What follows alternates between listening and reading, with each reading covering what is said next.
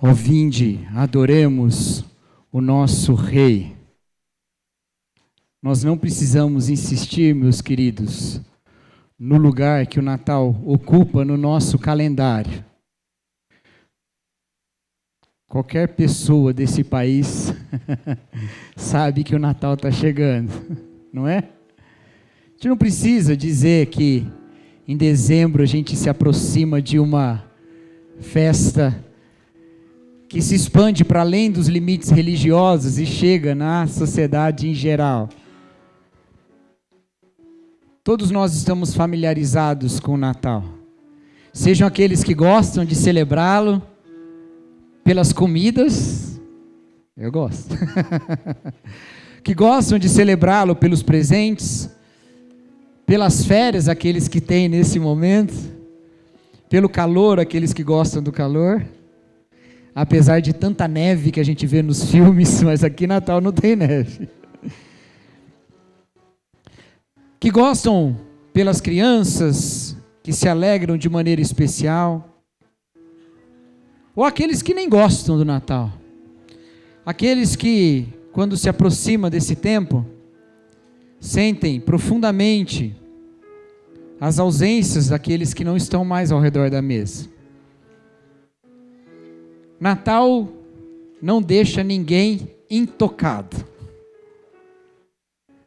Mas existe uma mensagem central, uma realidade central, que é importante e que deve ressignificar toda a nossa vida e ressignificar toda a nossa celebração natalina.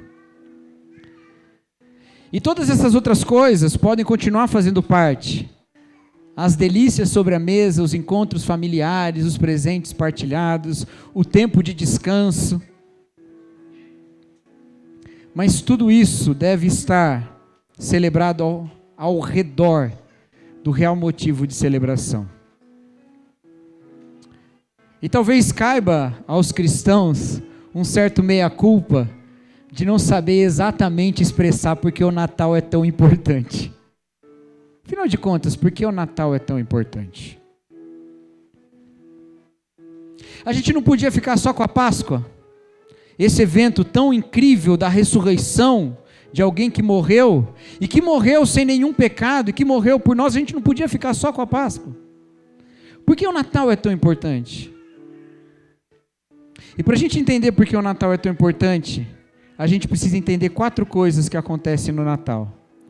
E se você entender essas 4 coisas, todo Natal, você se lembrar disso, você vai lembrar que ele tem um sentido para a sua vida inteira.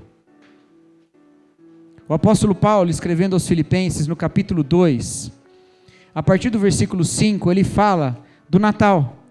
Ele fala desse nascimento de Jesus, que nós, na teologia cristã, chamamos pelo nome da encarnação.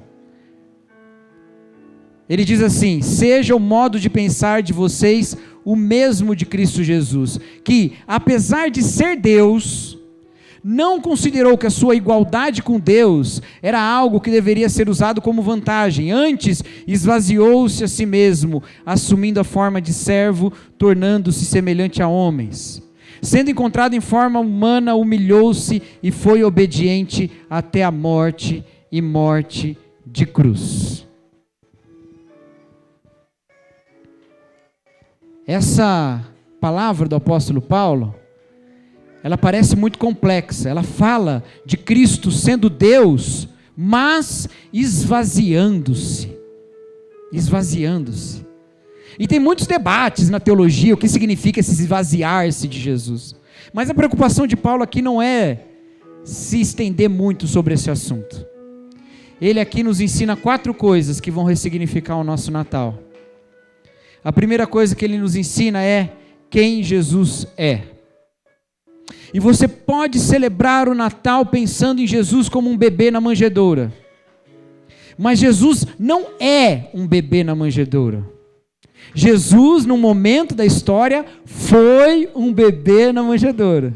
E como a palavra de Deus fala, esse menino crescia em estatura e graça, Assim como os nossos bebês aqui não permanecerão bebês para sempre, Jesus também não permanece bebê eternamente. Quem Jesus é? Quem Jesus é? O que Paulo fala é que, embora sendo Deus, irmãos, a proclamação do Evangelho afirma que Jesus é Deus. Aquele bebê nascido em Belém era Deus, foi Deus antes disso, continua sendo Deus e será Deus para sempre. Jesus é Deus. E quando a gente fala que Jesus é Deus, a gente está dizendo sim que Jesus é o Deus criador de todas as coisas. O apóstolo João, falando sobre a encarnação também, ele diz: ele estava com Deus no princípio, o verbo era Deus. Todas as coisas foram feitas por meio dele, e sem ele nada do que foi feito se fez. Significa que todas as coisas foram criadas por meio de Jesus Cristo. E ainda assim, ele escolheu num determinado momento da história humana, história que não continha, porque ele vive na eternidade.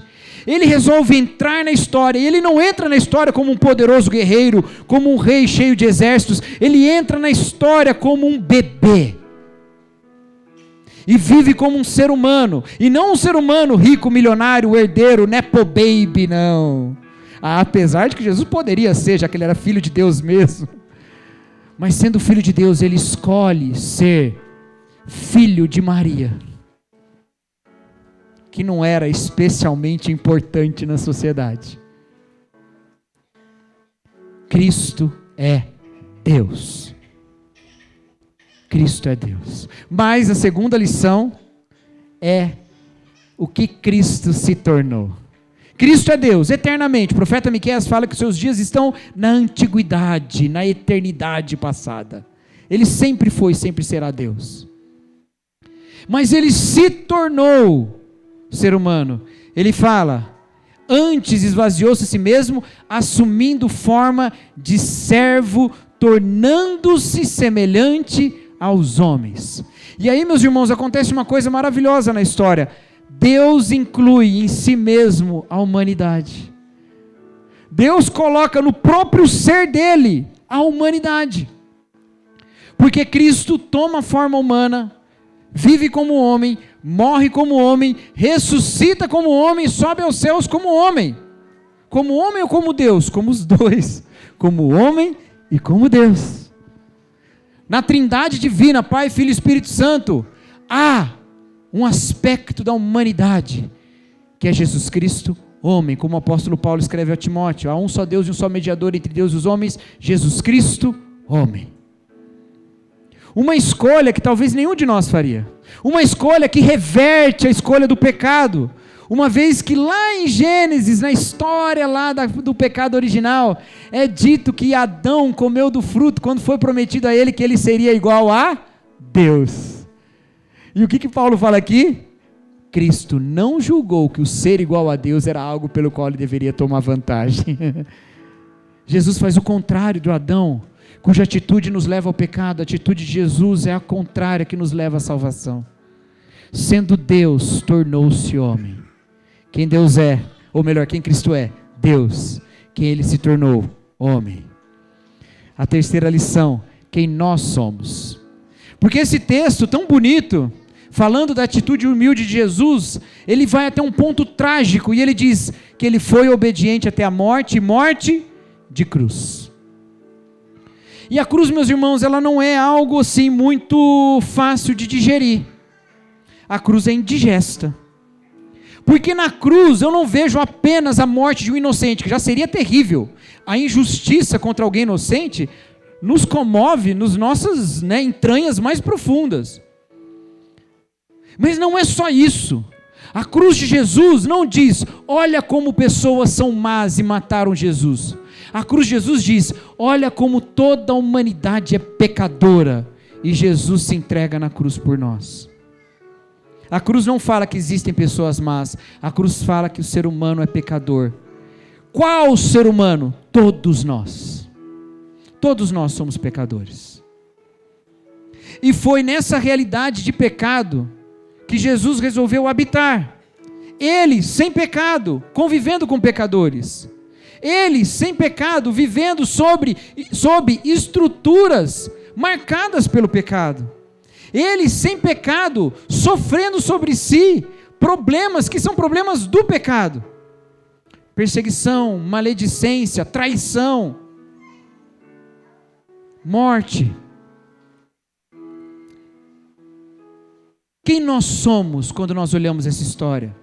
Nós somos pecadores. E não se engane, meus queridos.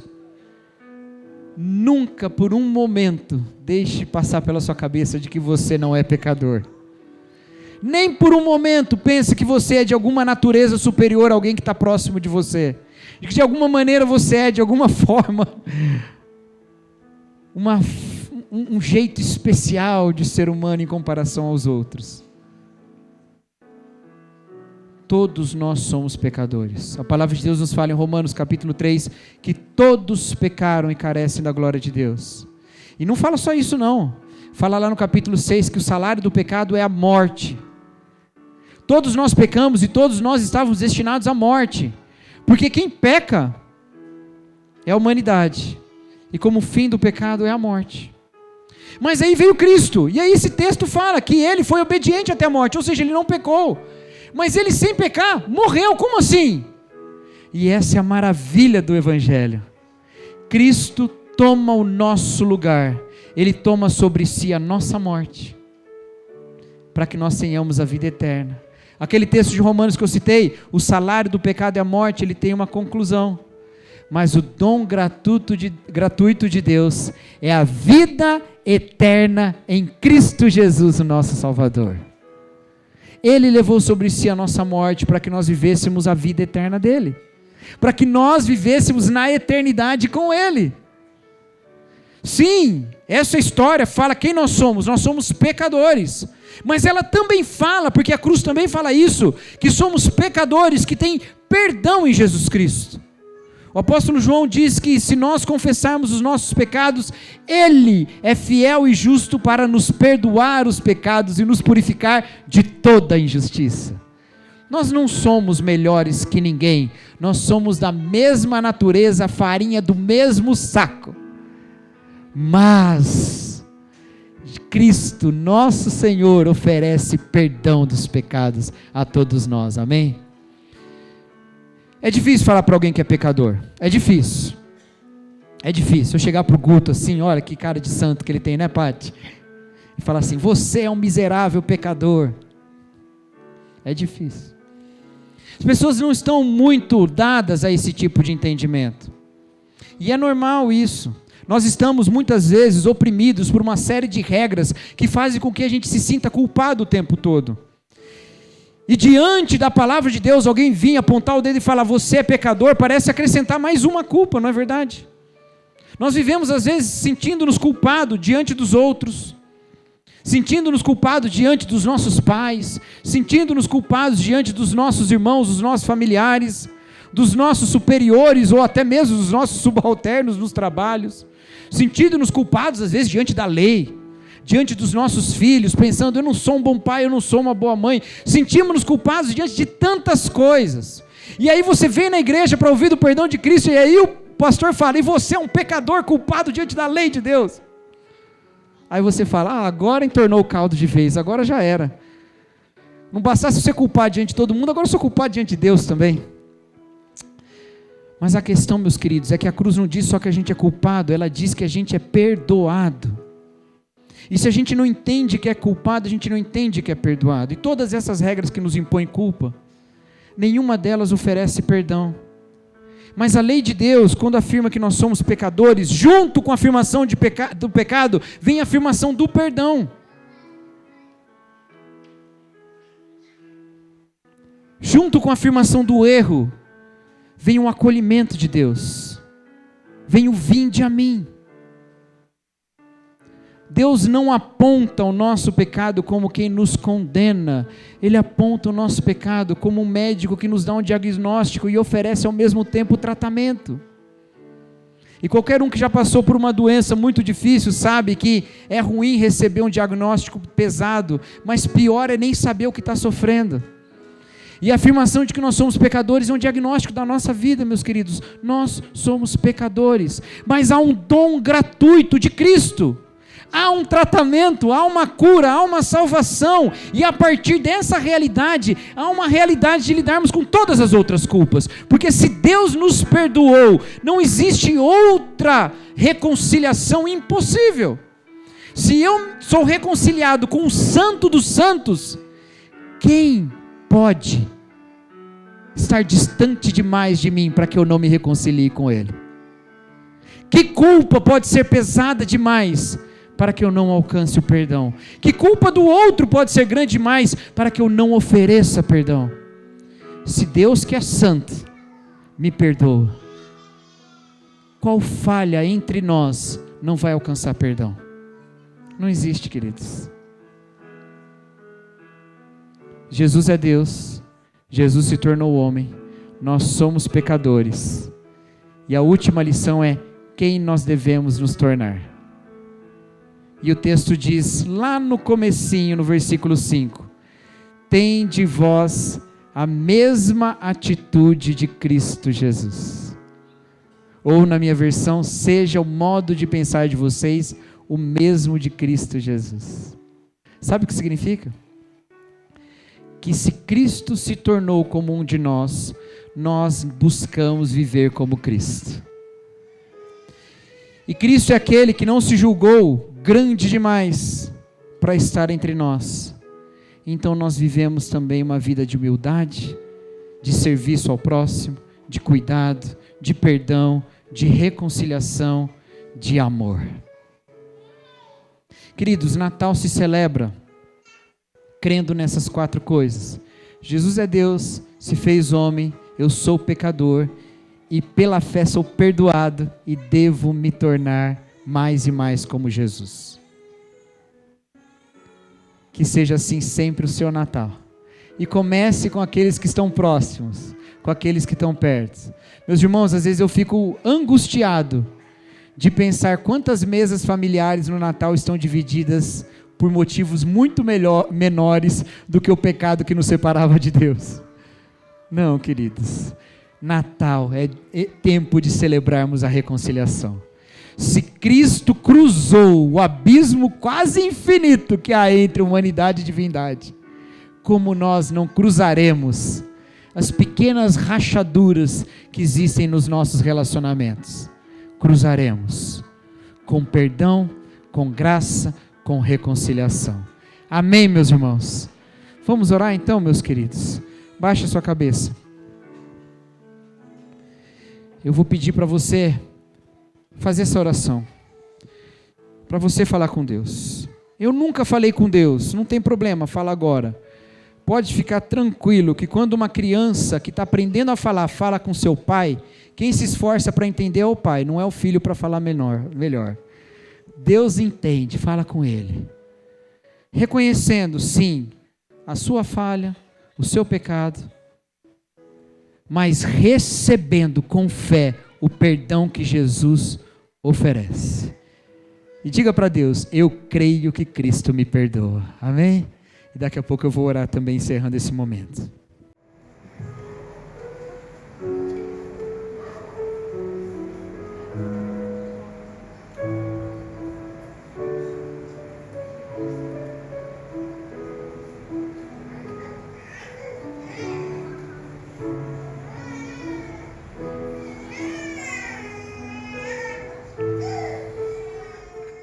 Senhor nosso Deus, louvamos o Teu nome, ó Pai, por Jesus Cristo, pois por Ele, ó Deus, nós somos perdoados. Louvamos o Teu nome, ó Pai, porque Jesus Cristo é aquele que cruza o abismo entre a humanidade e Deus, e nos encontra nas trevas que estávamos perdidos, e com luz nos conduz ao reino de amor do Senhor. Senhor, obrigado, ó Pai, porque o Natal nos lembra dessa reconciliação. Nos lembra que ninguém está distante demais de Deus para ser perdoado, para não ser perdoado. E que ninguém está distante de nós, distante demais de nós, para que nós não exerçamos reconciliação. Nos ensine, ó Deus, a ter a mesma atitude e mentalidade de Jesus Cristo. Recebe a nossa adoração essa noite, ó Pai. Em nome de Jesus que nós oramos. Amém. Vamos ficar em pé, queridos. Vamos cantar esse louvor mais uma vez, que fala daquele que é a palavra, que é Deus e que se faz como um de nós, Jesus Cristo, que tem um nome sobre todo nome e que pode nos salvar. Amém? Vamos cantar.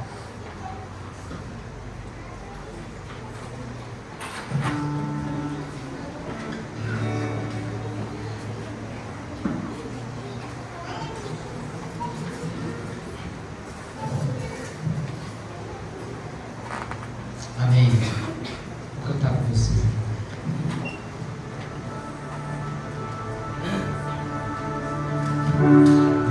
Isso era a palavra, o com Deus Altíssimo,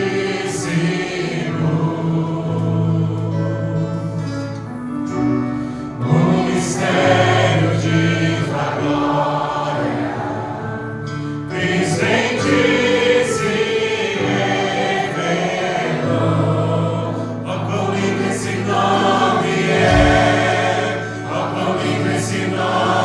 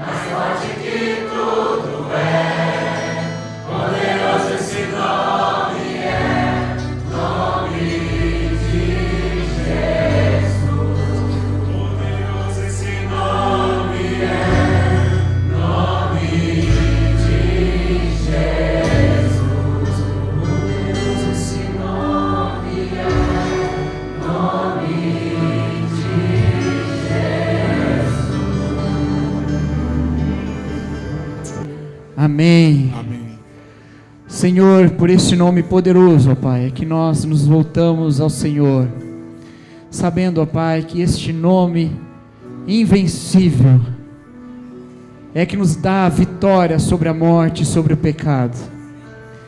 E é por meio desse nome de Jesus Cristo que nós clamamos ao Senhor, ó Pai. Clamamos, ó Deus, para a nossa salvação, porque a palavra do Senhor diz que todo aquele que clamar o nome do Senhor será salvo. E nós clamamos o nome de Cristo e sabemos que nesse nome somos salvos. Mas também clamamos, ó Pai, pelas nossas lutas e dificuldades dessa vida. Eu quero te pedir, ó Deus, por cada irmão aqui presente, que veio aqui, ó Deus, com uma angústia, uma necessidade, que coloca diante do Senhor, ó Pai, o seu coração aflito. Nós pedimos, ó Deus, que a sua tranquilidade, a sua paz reine sobre essas vidas, ó Pai. Que a mão do Senhor esteja sobre cada um, por mais que passe pelo vale da sombra da morte. Que possamos sempre nos consolar na presença do Senhor conosco. Nós pedimos agora, ó Deus, em especial pela vida da nossa irmã Miriam, mãe da nossa irmã Nilza, ó Pai, que está doente. Pedimos, ó Pai, que o Senhor a abençoe. Amém. Ela fez uma cirurgia hoje, ó Deus. Sabemos que o Senhor está com ela e com a família. Ó Deus. Nós pedimos, ó Pai, pela vida da Annelise, que está doentinha também, ó Deus, os seus pais ficaram cuidando dela.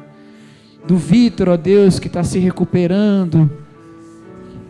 Nós oramos, ó Pai, por cada um, ó Deus, que tem colocado diante do Senhor a sua angústia, o seu coração. E nos unimos em oração a esses irmãos, ó Pai, como se a angústia também fosse de cada um de nós. Porque junto nós sorrimos, alegramos, celebramos, mas juntos também nós nos entristecemos e clamamos, considerando o outro sempre superior a nós mesmos, tendo a atitude de Cristo Jesus. Amém. E que a graça do nosso Senhor Jesus Cristo, que sendo Deus, não julgou que o ser igual a Deus era algo a que deveria se apegar. O amor de Deus, o Pai, a comunhão, a reconciliação e a paz do Espírito Santo estejam com todos aqui. E com todos aqueles que creem em Jesus Cristo, espalhados que estejam por toda a terra, hoje e para todo o sempre. Amém. Amém. Que Deus abençoe, irmãos. Os irmãos podem se assentar. E um Feliz Natal. Que Deus abençoe.